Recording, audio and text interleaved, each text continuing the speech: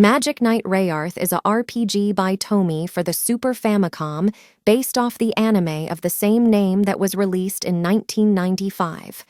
The game stars Hikaru Shido, Umi Ryuzaki, and Fu Houji, ninth graders from Japan who get transported to the magical world of Sephiroth.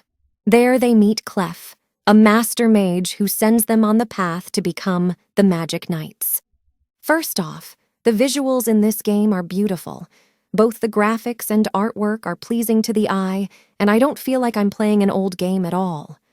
Unlike a lot of RPGs I have played, this game doesn't begin in a starter town that you get to explore until the game expands into bigger territory. You start off in the middle of nowhere before being introduced to the world map. In addition to the usual cities you see in RPGs, you have things like the lump behind your character there representing the starting area, and two trees next to each signifying the woods.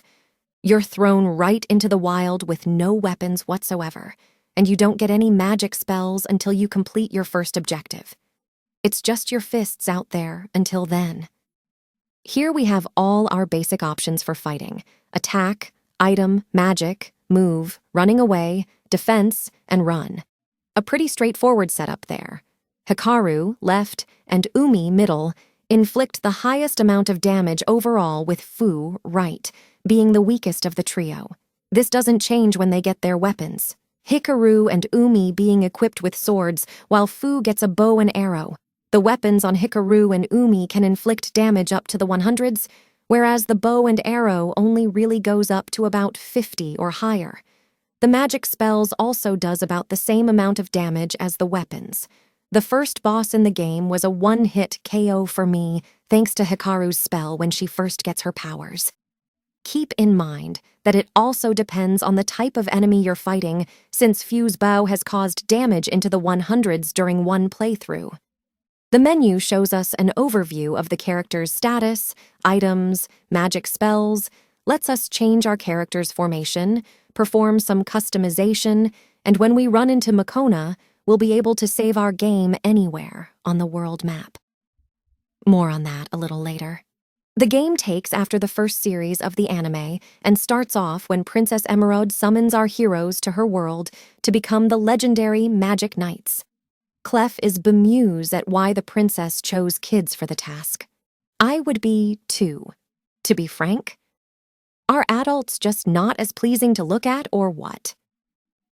All three girls were at Tokyo Tower when they were transported to Sephiroth and introduced themselves to one another prior to Clef's appearance. Why do they need to become the Magic Knights? To save the world. Why else? Princess Emerald acts as the pillar of Sephiroth, her prayers bringing peace and happiness to the land. No prayers, no peace. She was recently taken prisoner by her own high priest, Zagato, preventing her from praying for Sephiroth and causing chaos to swallow everything whole as the land begins to wither and die. This is usually the part where I'd make a joke about having poor security, but who could have expected an attack? By their own forces. Only people from other worlds can become Magic Knights, so that leaves the princess and the natives with few options to consider, since nobody there can become Magic Knights themselves. The girls are told that if they want to go home, then they have to save Sephiroth. We embark on our journey from there and get to see our girls grow as time goes on. Hikaru is a little bit of a tomboy and the strongest of the three. She's caring and super protective of the people she cares about. Her element is fire. Umi is a bit more elegant, but impulsive. She also comes from a rich background. Don't let that make you think she's snobby or anything. Umi loves her parents and also cares very deeply about her friends. She tends to be the most reluctant of the three Magic Knights, and it doesn't take a lot to set her off at times, thus making her the perfect candidate for comic relief whenever needed. Her element is water. Fu is more quiet and reserved than the other two, and is very intelligent. She also tends to point out the obvious a lot, and be pretty blunt to Umi's dismay. Despite being introvert, Fu cares about her friends just as much as they do her, and serves as the voice of reason in the group. Her element is wind.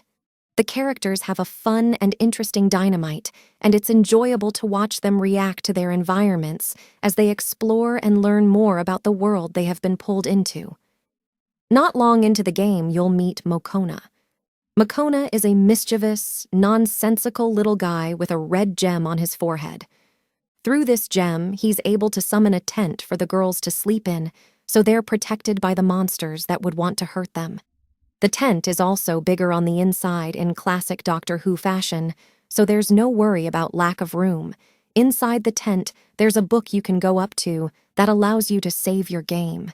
It pretty much combines the ability to save anywhere on the world map with the tent feature to recover all health, and I love it.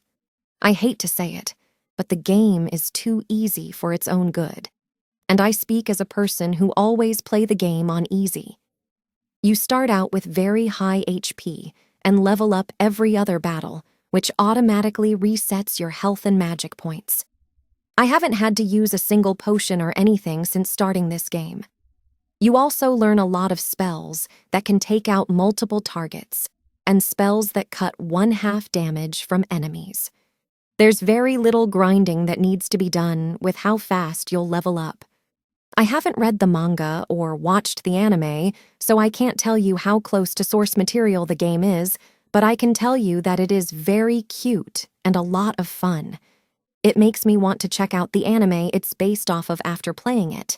I would recommend it if you enjoy anime, magical girl series, and/or RPGs. Get it.